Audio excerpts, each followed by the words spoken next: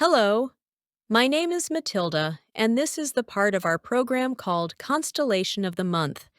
Have you ever wondered how constellations got their names? Most of the ones we use today are Latin, locked in during the Greco-Roman era. But their stories? They stretch way further back in time. Ancient civilizations looked up and saw animals, heroes, and mythical creatures written in the stars. Take Orion, for example, named after a legendary hunter. The Greeks gave him a name, but the idea of a mighty figure chasing prey across the sky? That goes back even earlier, to Babylonian mythology and beyond. Of course, not all constellations are ancient. Some are modern inventions. Telescopium, the telescope, is basically astronomy's way of saying, we needed a name, and we like telescopes. By the 1800s, the night sky was a bit of a mess. Overlapping constellations, competing star charts, and cosmic confusion. So in 1930, the International Astronomical Union stepped in, like celestial referees, and officially named 88 constellations to cover the whole sky. Order restored. Now about the zodiac. People love checking their horoscopes, but here's a secret. Astronomers don't treat the zodiac like VIPs. The 12 zodiac constellations are only special because the sun, moon, and planets travel through them, along a path called the ecliptic. Ancient sky watchers noticed these wandering stars moving through fixed constellations and figured something mystical was going on. But for modern astronomy, they're just part of the crowd. No velvet ropes, no backstage passes. So while the zodiac might steal the spotlight, this month's featured constellation has wings, history, and a whole lot of star power. Let's take a closer look. I will turn the meeting over to my partner and close friend, Harry, who will talk about this month's constellation. Please give him your full attention. Take it away, Harry. Hello, TSA members and guests. This is Joe Inglewood. I am filling in for Harry, who is on vacation. This month, Harry asked that I talk with you about the constellation Pegasus, the winged horse. Pegasus is the seventh largest constellation, taking up nearly 1,200 square degrees of space in the night sky. One way to locate it is to find the pointer stars in the Big Dipper. Follow them right through Polaris over the top of the sky, through Cassiopeia, and down the other side where you find Pegasus. It sits in an area of the sky that is mostly populated by dimmer stars, but has four reasonably bright stars of its own: Markab, Shi'at, Algenib, and Alpheratz, which form the Great Square of Pegasus.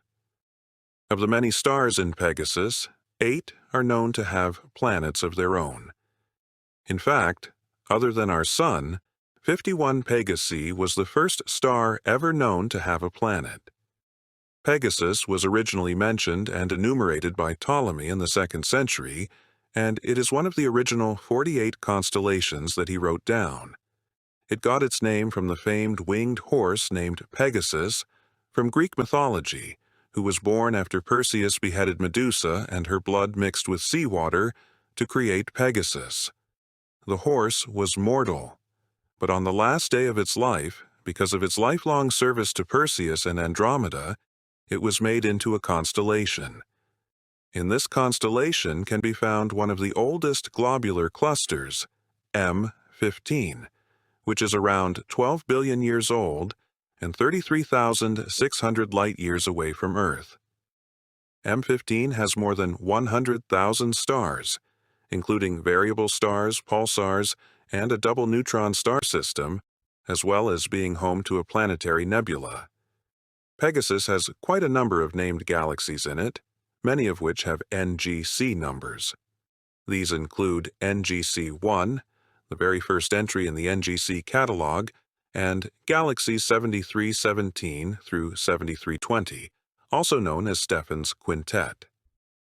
Rich in galaxies, It has one thing that no other constellation has: Einstein's cross, a visual anomaly caused by gravitational lensing.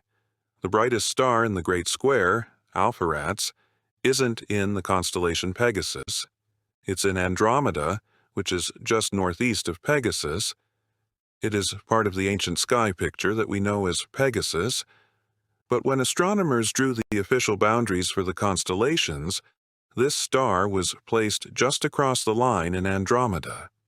The brightest star in the constellation is Markab, which means the saddle. It is at the southwestern corner of the Great Square. At another corner is Beta Pegasi. Beta means it should be the second brightest star in Pegasus, and sometimes it is. The star pulses in and out like a beating heart. When it pulses out, its surface cools, so it gets fainter. When it squeezes back in, it gets hotter, so it glows brighter, making it Pegasus's brightest star. Another star in Pegasus, 2 Pegasi, produced a monster flare a few years ago, a powerful explosion on its surface that generated a torrent of energy and charged particles. The flare was 100 million times more powerful than a typical flare on our Sun. If Earth orbited 2 Pegasi, such a monster would obliterate our ozone layer and alter the climate, and probably kill much of the planet's life. The star's magnetic field may be energized by a nearby companion star, which causes 2 Pegasi to spin on its axis once every 7 days, versus about 29 days for our Sun. This fast rotation may keep the star's internal layers in high-speed motion, generating a powerful magnetic field that produces flares and other storms. Pegasus lays claim to just one meteor shower, the Pegasids, which occurs every year between the 7th and 13th of July. It is typically a weak shower which only produces around 3 meteors per hour. They are very fast, though, in the order of 45 miles per second. In general, the debris entering Earth's atmosphere is very small, and no more than the size of a grain of sand. Thank you for your attention. As you look up into the night sky, look for Pegasus, the winged horse. Now back to our chairperson.